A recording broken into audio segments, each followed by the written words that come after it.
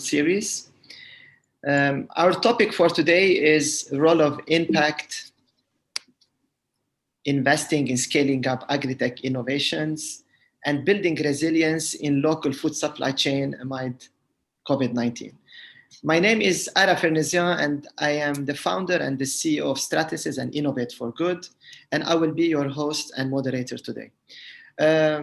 Before I introduce you to our special guest, I would like to thank all attendees coming from different time zones to join our conversation today.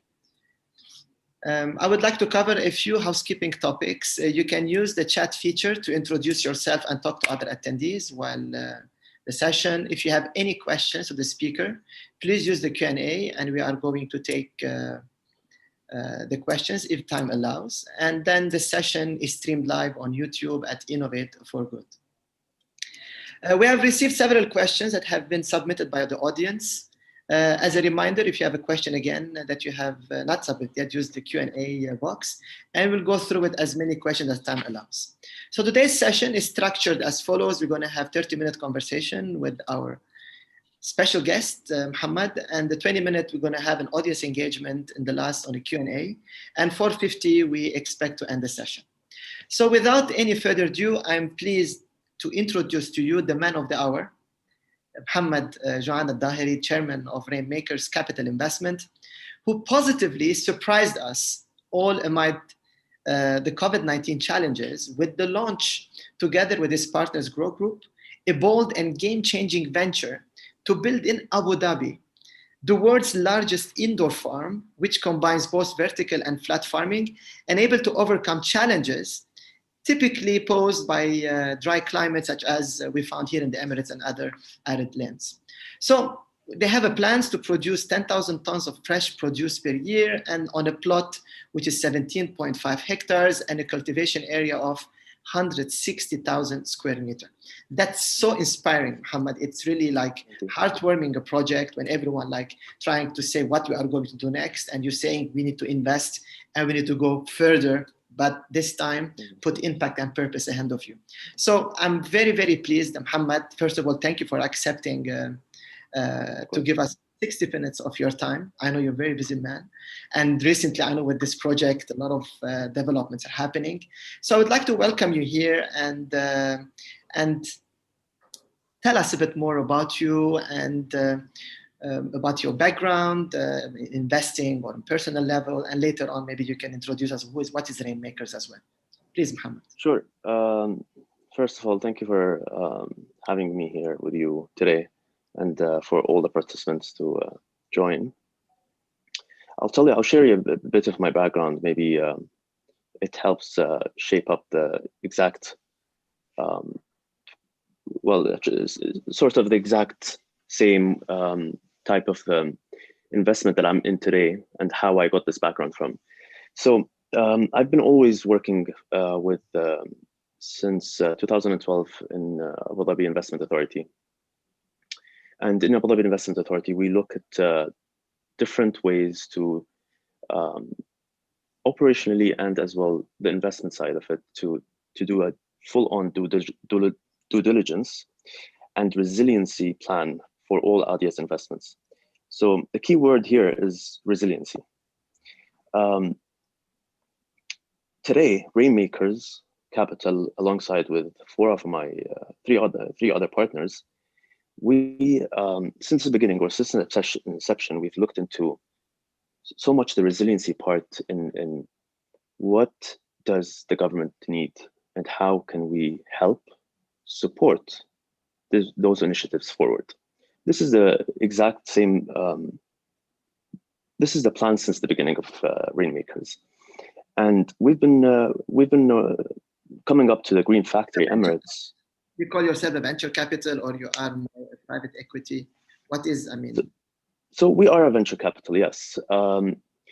However, we look at very strategic opportunities. And maybe the first step that we've taken is the agriculture, since actually we've been working on agriculture project since 2 years ago. And it only started 2 years ago when the first subsidy came in with water being used for farmers. So we really looked at this component first as a project that we might want to purposely drive it in the future to actually invest in it. But the time today has come for the urgency of it today. I heard that there is a legacy in your family in agriculture, right? So you've been inspired by it, I guess, and agriculture is deep rooted in your culture. That's right. What about that? Sure. So my grandfather Salim, he when the time was very arid in terms of agriculture, people and most of the people in Abu Dhabi and Al Ain only farmed or only grew dates, right? Palm trees and dates, and that's their source of income. But yet my grandfather Salim, he was actually the only person that has been growing wheat or grain, and that drove he became eventually one of wealthiest in Al Ain, since grain was not provided by anyone because of agriculture. Exactly. Agriculture is and it might run down through it. Yeah. And now you're doing, I think, something similar now, is you're pushing the technology barrier now forward and saying that I think if you put wealth, knowledge, and expertise and capital to solve food challenges, and I think what you're doing is an example how technology and young-minded person like you and you following purpose, you can actually reach such similar, I think, outcomes. 100%. I agree with you. Today, technology is a big enabler here. It allows us to look around you. We're in a desert country today. It's very arid to utilize anything about agriculture. If you compare this to other countries, they have a 12-month season to grow. We have rather 3 months or 4 months to grow something here. Okay. And technology enables us to really push that barrier forward. It helps secure food security when it's actually 90% of it has been imported. It's time for us to move this forward. It has to be. Why you had this ambition to build the largest indoor farm? I mean, why the largest? I mean, why do you think it's important to have the largest or the smallest? And I mean, this is a big aim, big dream. And what you're trying to achieve from this? It's not about how large it is. It's we literally haven't thought about how large it is until we really got into the investment. And we found out it could be the third largest building in the world, not even the largest indoor farm. The point is to really produce enough capacity for securing our country at first. And it only came because of our innovative processes that we apply during farming. We need the scale. We need to scale much, and we need the capacity. I mean, it is only fair that deployment of our capital. The question should be the deployment of our capital is actually the question here. Okay. It's not so much about how big it is or small it is. Why I have invested this much is because we can utilize more. We can provide more. We can utilize more, and it's not only so much about the economical part, but it's actually a social benefit. It's a country benefit, and this is the most important part. Are you aiming to make similar projects around the region or more in arid land around the world? So do you think the formula you're building now as a test bed about, yes, you can build resources in arid lands and deserts. Yes, you can solve hunger issues in other parts of the world. Yes, you can build resilience in local food supply chain. I mean, you're ticking a lot of boxes now, and I think the world will watch over now the next 1 year how this project will develop. And definitely your mission, in my view, is not only what you're doing in Abu Dhabi. I think it's a message to the world and to the entire planet here that yes, you can. And this is my big title today, and I wanna congratulate you for this. And thank you so much. And to answer your question, actually, Ara, sorry, please. You were saying? No, I'm saying, like, even during COVID, like, everybody's trying to protect their capital, and you're investing in with your capital. So see the difference in the mindsets now, and this shows leadership in the way you're moving forward. Yeah.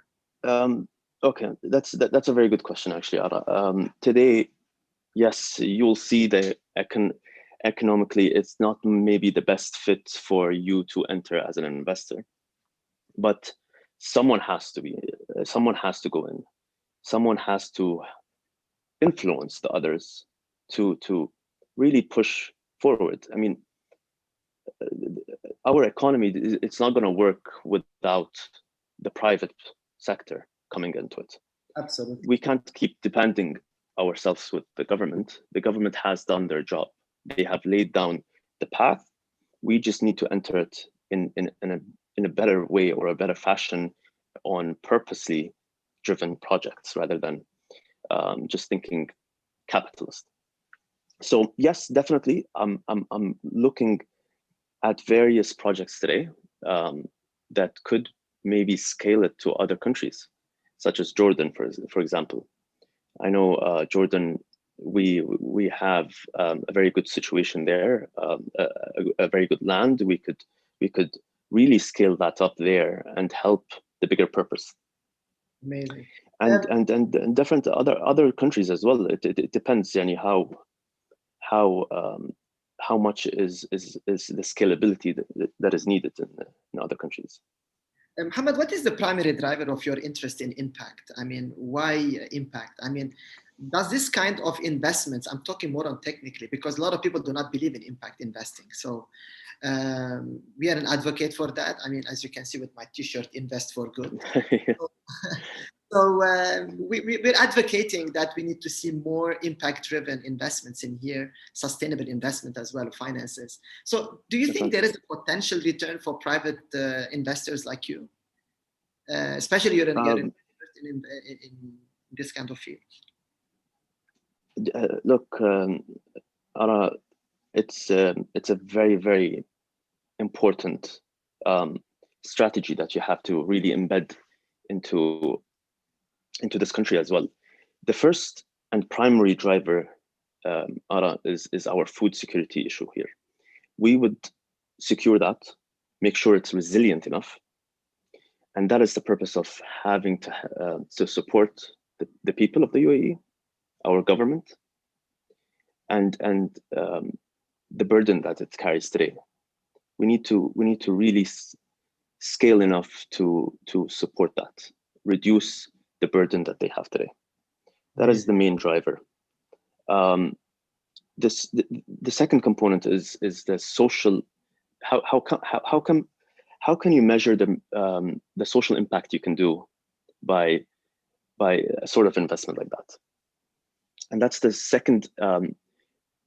Well, it should be in everyone's agenda that in impact investing, it has to be really a purpose that is underlying it. The purpose here, yes, the government, yes, the people, but it's also solving a bigger issue. It's solving a global issue that we are facing today.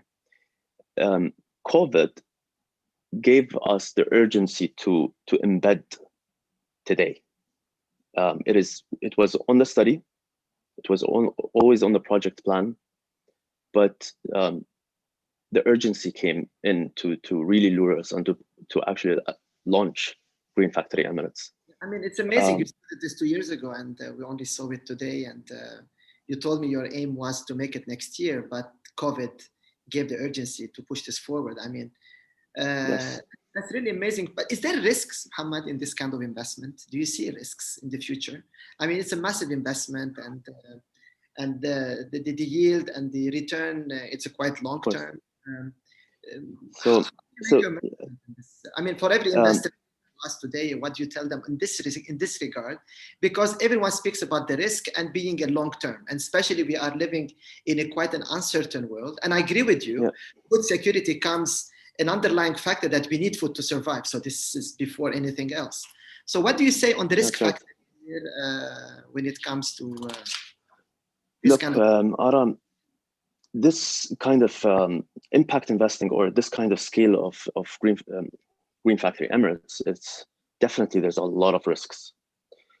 But the strategy of impact investing, it's a sort of way that you have to plug in sort of the best approach to all to this investment. So, for example, if it requires innovation, if it requires technology, how can you be best at that technology and plug into that strategy?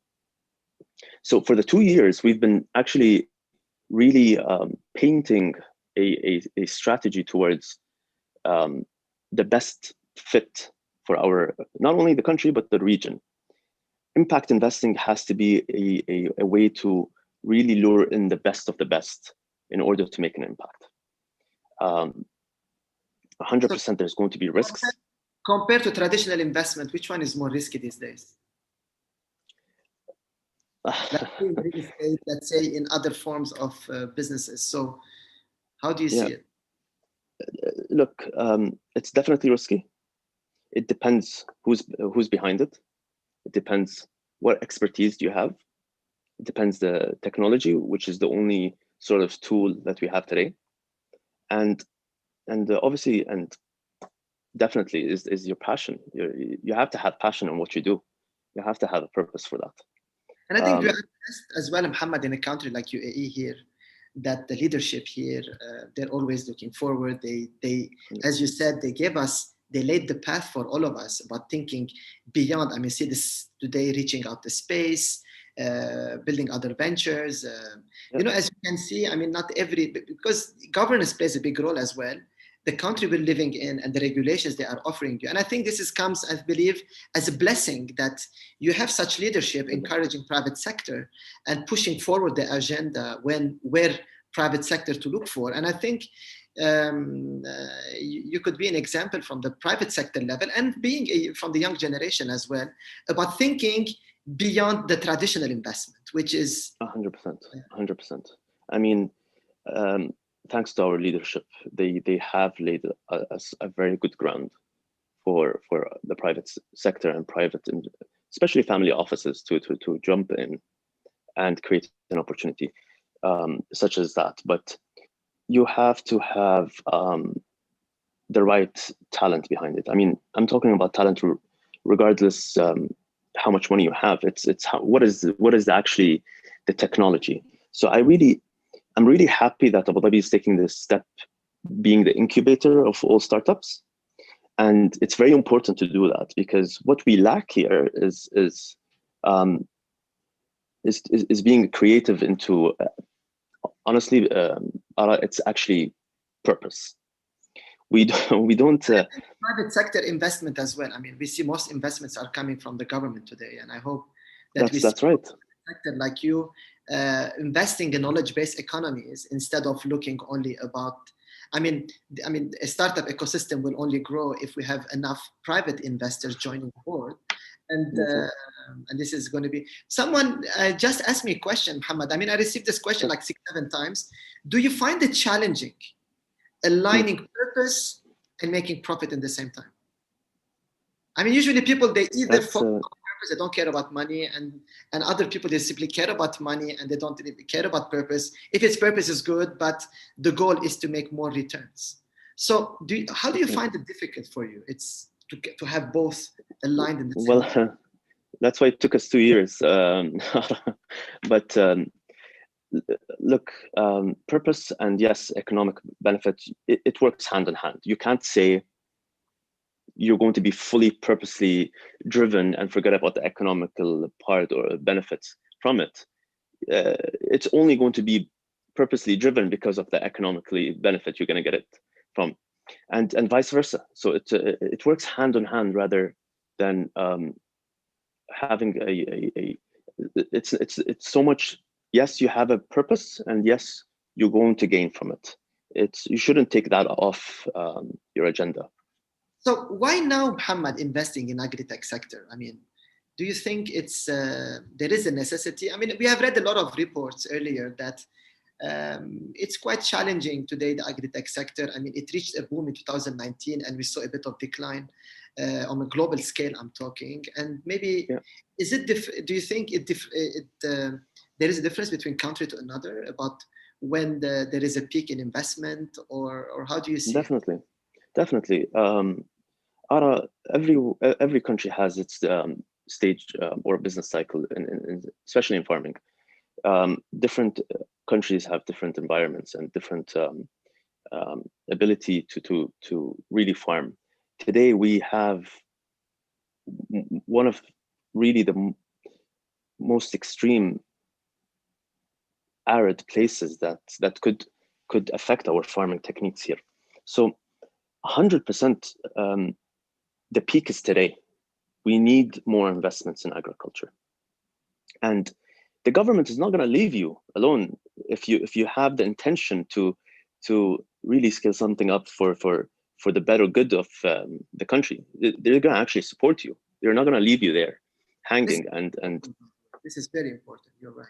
Yeah, 100%. I mean, yes, they did give you a path to go on, but they're going to still take you all the way through there, and they're going to be a partner with you to really have a better country for everyone to be living in. It's not about, well, it's not about the UAE nationals as well. It's everyone that lives in here. We need to secure that. So this industry, what challenges you see ahead usually in the agri-tech industry? Did you part of your studies? I'm sure you witnessed a couple of challenges. I mean, definitely the challenges is going to be it's definitely, look, it's very hard to be I'm not gonna say they're farmers. No, they're not. They're food technologists, I would say. Or producers. Yeah, because it's really engineering to do this job. It's not easy. This is one of the challenges. You need the expertise, you need the talent, you need the right innovation and the right technology. What about job opportunities? I mean, there's a lot of, if you follow the media today, people, they say that agri-tech is going to destroy a lot of jobs because farmers are not educated enough or skilled enough to use technology. And now that you're going to scale your production, you're going to rely more on technology and less on people. Yeah. Do you think you are creating jobs as well in other areas while some other parts you're not using? And what do you say today to farmers? You're telling them, start investing in technology or skill your farms, go to the next level with it because it's better to reduce the water consumption, have better yield. I mean, what do you think? I mean, how do you look at this from a global scale about, do you think agri-tech, if it continues like this, it will destroy jobs or create jobs? No, definitely. No. It will not destroy jobs. Look, today we're being efficient with water efficiency costs. So for the likes of Green Factory Emirates, we've been very much sure our technology is going to be enabling us less usage of water. It's 95%. We've reached up to 95% of water efficiency. But it doesn't stop there. You could be innovative in the process you deploy your farming techniques, and we have been, and this is also very important. You need to grow a lot, and you need to do it fast. You need to do it quick. You need to be doing it efficiently. So it doesn't destroy jobs. It does not. It actually either helps those farmers skill up to maintain their farms, or as well to help them actually find solutions for their farms. It has, you can't, I can't imagine going back and starting to farm the all the way of farming. It's impossible. It's literally impossible. You have to maintain it with technology. Mohamed, so do you support the idea that we need to build more Agritech academies, let's say, about educating farmers, taking the game forward with them? Because 100%. there's a lot of fear factor because some of them they're not into tech, they're not into the future. They think that this is their job. Do you think that building academies and creating more skill-based platforms, working with them to develop together, and so it's quite linear instead of is this something like you have in mind? Are you planning to, let's say, in the future having an academy to help them? Or I don't know, maybe I would encourage you're right, Ara. Green Factory Emirates today, it was in its initial plan it is an educational center as well. It does not only stop at farming, packaging, and producing and distributing it. It's also an academy to help support farmers to be more educated. It's important. We have the likes of Wageningen University. We have the likes of the Delphi University. We have also MIT that is going to be the research and lab focused to develop more efficient technology in Green Factory Emirates and in Acta especially. So yes, we have a research center, we have a lab center, we have a educational center. You have to have something that could support this, because at the end, you need to also find, as what Her Excellency Maryam Al-Dhaheri mentioned, that yes, okay, this is all good, but what do you do after? What do you do? How do you secure them jobs? And this is the most important. You get them educated, you get them up there. How do you secure them jobs? And this is where the country is moving. Believe it or not, it's actually very, very promising in that area. And I really only support people that are farming today. It's only going to be better tomorrow. I see. 100%. Jumping to our third segment of our discussion is about the startup ecosystem. This is somewhere that we love a lot. We discuss a lot, you and I, and this is something that we like to see more support. We would like to see more innovation coming from startups, and we like to see more VCs or angel investors into the impact space. So what do you look for in an Agtech company? First, let me talk about their business stage. What is the most attractive for investors? So if there is a startup today, what do you look for? When you receive, I'm sure you're receiving a lot of pitches these days. What do you look for? Which one you say, okay, these guys are ticking the box. I think we'll filter them separately, and the rest, they need more work. So what do you actually look for? Okay. Look, yes, we are in the tendering process today. We are looking at some companies, but we need them to be very much aligned with technology. Technology innovation is the most important. I will not be able to, and it has to be a niche out of the market. There's a lot of people that are in farming, but they forget the technology part so much. They're not technology based in so much in the farming or the Agtech sector that you'll see a decline later on with them. They have to be innovative. They have to be technologically driven. But yet again, I'll say it again, it's the expertise that's driving this technology. It's talent. They have to have the talent. They have to have the passion for it.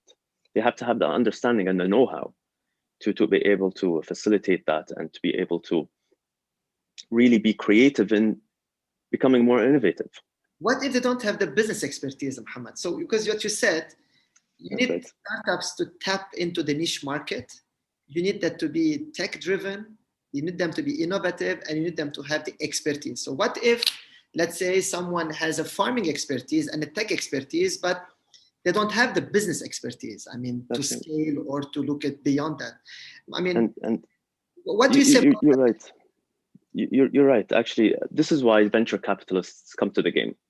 Okay. If you have a good technology, if you have a good innovative idea from seeding level, That's where venture capitals come. They come to help you operate and to help you manage the business. They need you to be focused on the technology, leave it or not. And they keep pushing for don't worry about the operations, don't worry about the management. We will do that for you. Okay. Just keep innovating. Just keep being creative in your technology. And you can scale it as much as you can. There's no limit to it. It's how much. Earlier, that innovation is a journey, right? You need to keep innovating. So yes. It doesn't stop there. I mean, it's a journey. 100%.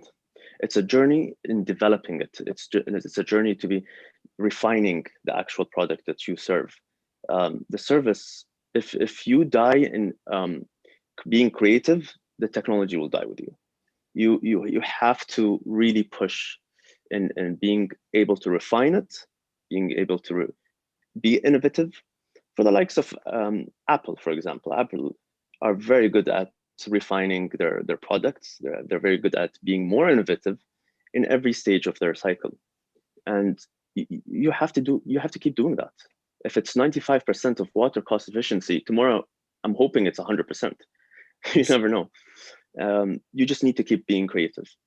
And that's the purpose. If there is one advice you would give to an Agtech startup pitching for you, what you will tell? So today, if I bring you, let's say 10 startups in the Agtech business, they tick all the boxes you just named here. What is the one thing that you tell them today to win your heart as an investor? The one thing.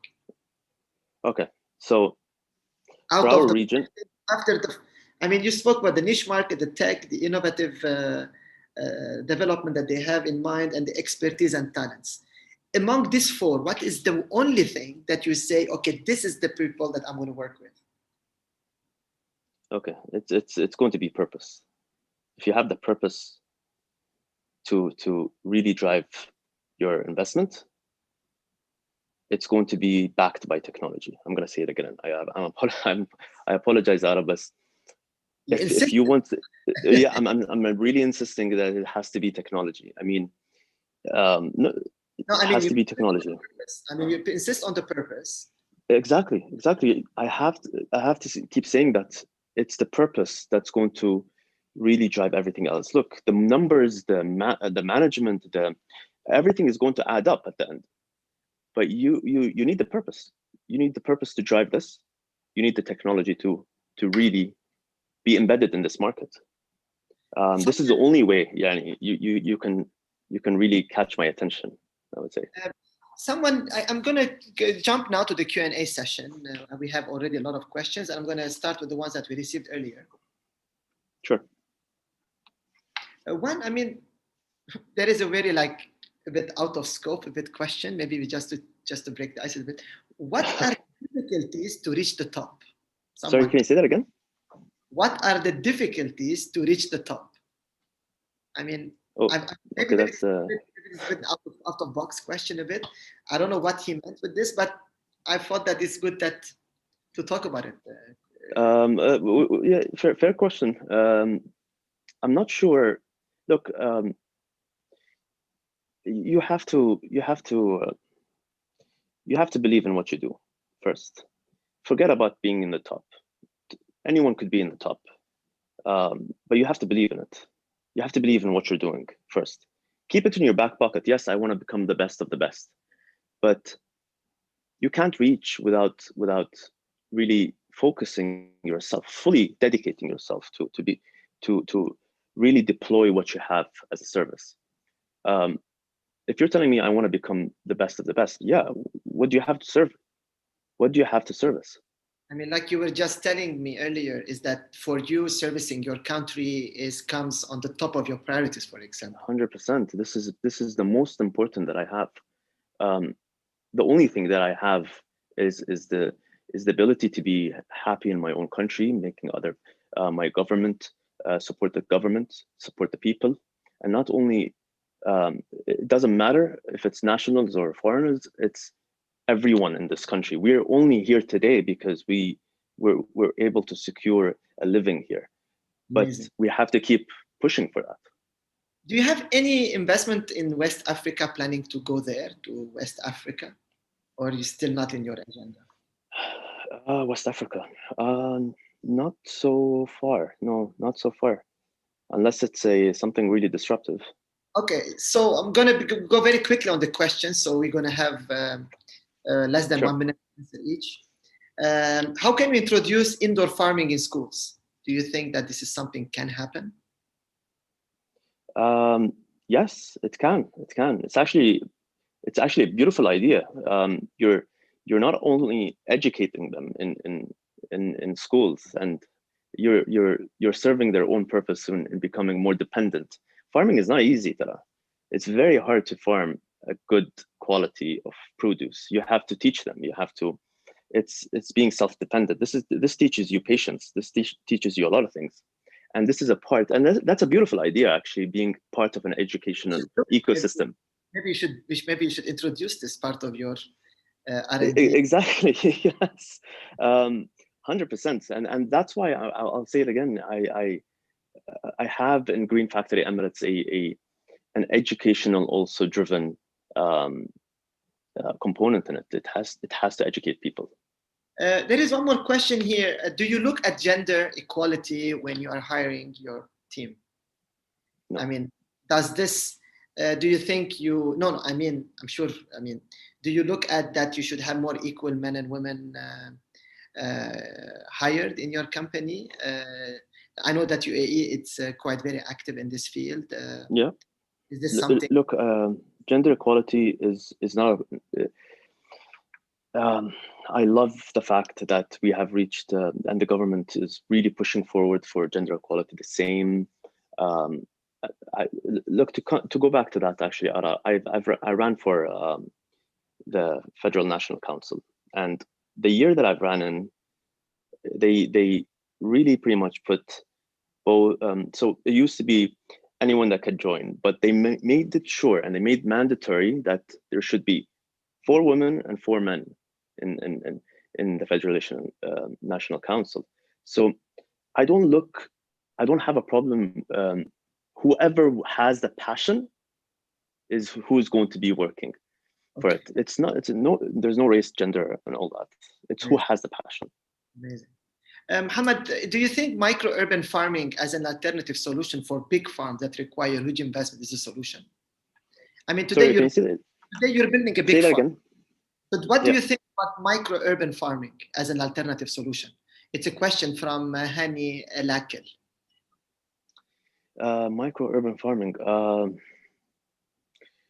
I'm not so sure about what he meant by micro-urban.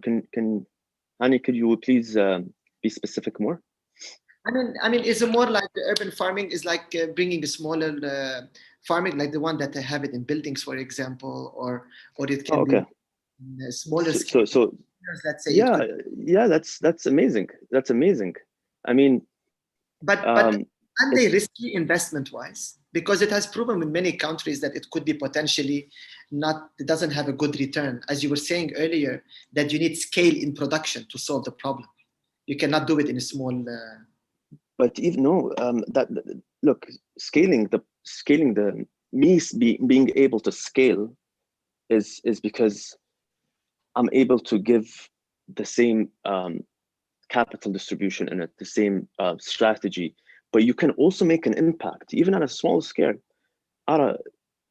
Agriculture is needed everywhere today, everywhere, and you can't succeed without technology. Yes, you could do it small and be profitable. It's how much you produce. It's going to be only sold to the market. It's as much as I can produce. The same thing. The delta for you is always about how much you're producing at the end of the day. It's not whether you're. It depends how much you can scale it. As much as you can scale, it's as much as you can be profitable. I agree with you. I mean, this is what most startups as well, they face the challenge that they're innovative, they have the passion, but they don't have what it takes to scale their venture. And it ends up being, and there is a management maybe.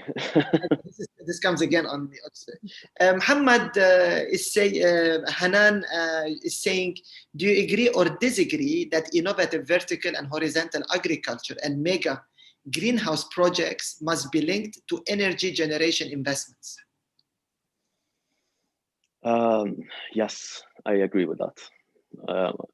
Look, if you can be energy efficient, then look, for example, Green Factory Emirates is dependent on 27% of it is dependent on energy.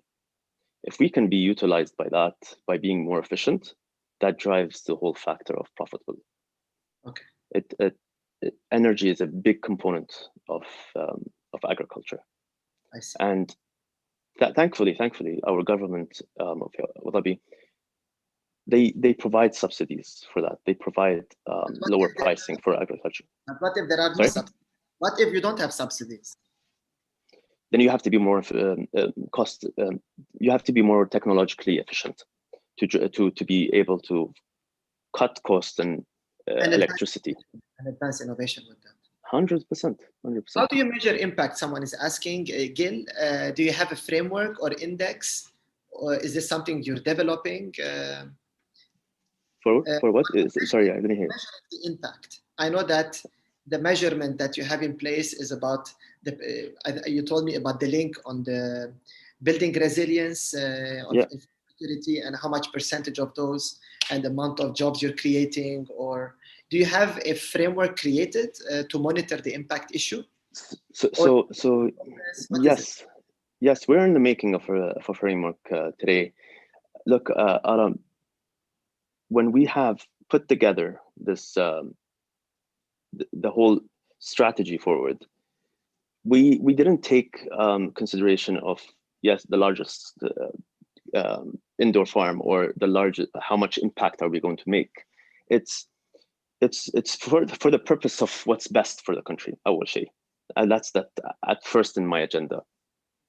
COVID-19 taught us a lesson, and it shifted our focus to have to secure and be resilient in agriculture.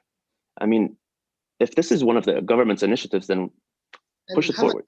But I think what you were telling me earlier is about the CO2 emission, 40% you're aiming to drop it. Like this, the 95% of water consumption efficiency, and then you have about the water energy efficiency as well. I think this all can be considered, in my opinion, on the impact side of measuring it, because at the end, of course, 100%. Dramatically, and imagine we have many more farms like this, that it reduces the CO2 emission, we can be more resilient. So is the project integrated such as with aquaculture? Sorry, can you ask me the question again? Is the project integrated with aquaculture? No, unfortunately, not in my plan. Unfortunately, there's no aquaculture in it. However, I did, telling you a small short, we did have a aquaculture company that we opened a long time ago, but nothing in the Green Factory Emirates agenda. Okay, so I mean, the questions are a lot, and I think some of them, there is a lot of questions on the. I'm happy to ask, happy to answer as much. Permaculture consulting, I've received 2 questions on that. About organic farming. I think these are very quite technical questions. I think we're gonna apologize. We'll try to answer them if as much as my knowledge, Jenny. So there is a question now: which government entity do you approach when you have an Agritech startup, and to what extent are they willing to support, and which department is specific? I mean, I can answer this. This is from Ahmed Al-Nawais, our friend. I think there is Adio today, if I'm not wrong, and that's right. And there's also Silal, and so Silal's objective is to scale agriculture in Abu Dhabi. There's ADAPSA is playing a big role in it as well, and they all sit under ADQ, which is Abu Dhabi Holdings. General initiative and agenda. The whole talk is about agriculture and Agritech facility. But what we're promoting in here is how we can make private sector get involved in investing in Agritech startups. Yes. Because you know, 100%. like Ahmed, you're listening and you know this very well. It's that for every startup to get funding, they need to meet 50, 60 50, 60 investors at least, maybe one or two will at the end make it and write a check for them.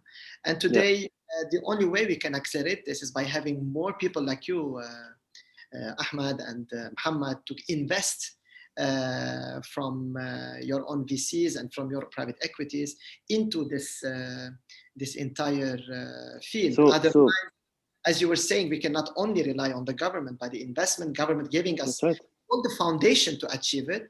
But yes, I mean, the more private sector is involved, the faster we accelerate. And this is the purpose of Rainmakers. This is why we have put together, me and our partners, a venture capitalist that has to play a big role in impact investing. This is why we need that today. The government, they did their job, thanks to them, but we need the private sector to really step up and serve the purpose of their economy, the purpose of technology, the purpose of a lot of things. The list doesn't stop. We need the private sector to really move up here today. Before we close our session, Mohamed, we still have 3 minutes. What are your final tips you can tell us? Like 1 minute about your project. What are your timelines today? Where do you expect the first? Sure. What are your timelines today? There is a question. Sure. So we're looking forward on being operating by Expo 2021. So in October, Green Fact, yes, next year exactly. So we need to be we're going to be operative by then, to also play a big role in Expo.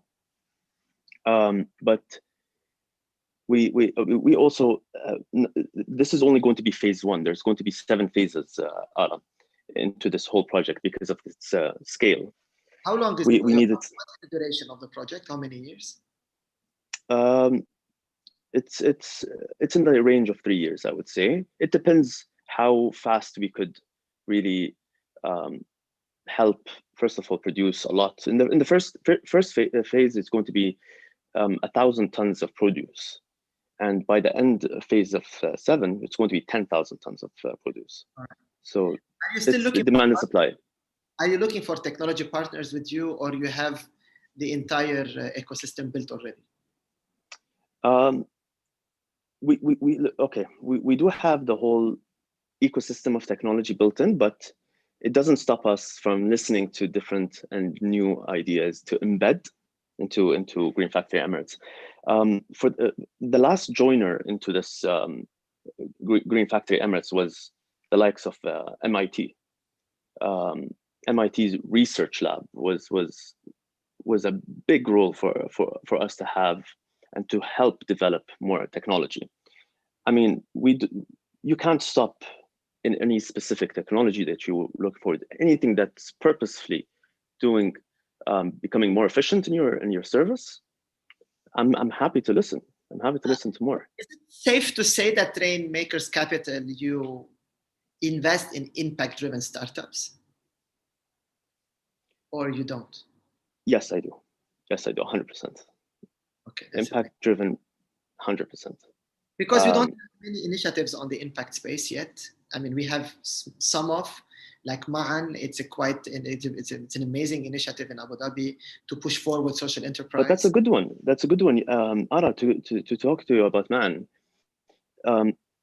This is what is amazing during the COVID. It's the private sector that came together to really support the government, support the deploying cash and assets to help and support. This is why it's beautiful that family offices actually came together. Yes, we need to support now. We need to stand up. It's a great initiative. I only salute them for that. Sarah. We have today, let's say, we have Masdar as well, or Catalyst and Masdar, which as well they invest in renewable energy and to bring 100%. Yes, so yes. It's so beautiful. I mean, to see, like, we're starting to see evolving into becoming more like a startup-driven, impact-driven nation here. Yes, yes. Something. And I only want to see it even go further and faster. Honestly, we have the perfect ecosystem to make an impact in every sort of sector. in the health, in the agriculture, in education for the likes. We can be that nation. We have the right setup.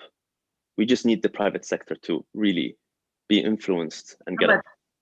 1 minute. What do you say to every single private investor in Abu Dhabi and UAE and beyond about moving forward in investing in startups and knowledge-based technologies, or to push them? I can only say to them, honestly, this is the time. We need to step up. We need to rise together. We need to support one another in our market. And they are the only people that is going to drive our economy. The government has done their job, and the private sector has to get up now. They have to really, I'm not saying we have to jointly be together into pushing our economy further. This is the time. We should be rising together today. Thank you so much, Mohamed, for the time. Thank you for everyone who joined us from all over the world. We wish you all the success, Mohamed, and everyone who is by purpose like you. And we hope to see you all again in our upcoming session. Thank you so much, and have a great day. Thank you. Thank you very much.